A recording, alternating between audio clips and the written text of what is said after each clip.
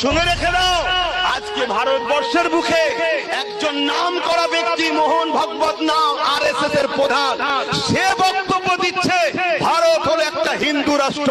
তাহলে কোন পরিস্থিতিতে আমার দেশ চলে গেছে? এখনো কি তোমাদের হুঁশ ফিরছে না?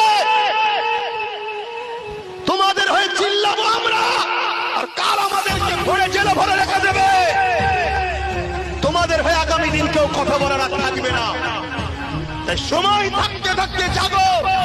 তোমাদের হয়ে ছোট হোক বড় হোক, যারাই কথা বলে তাদের উপরে আঁচ এলে তোমরা ঝাঁপিয়ে পড়ো, তোমরা ঝাঁপিয়ে পড়ো, তবে আগামী দিন বাঁচবে। তোমাদের হয়ে লোক পথ দেখাবে।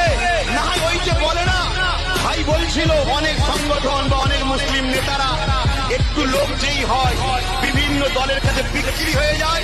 এই বিক্রি যারা হয় তারা তো খারাপ কাজ করছে, কিন্তু আমি বলবো বিক্রি হওয়ার পিছনে তোমাদের দোষ আছে, তোমাদের দোষ আছে। কেন তোমরা সেই সকল নেতাদেরকে গুরুত্ব দাও না, তাদেরকে গুরুত্ব দাও না।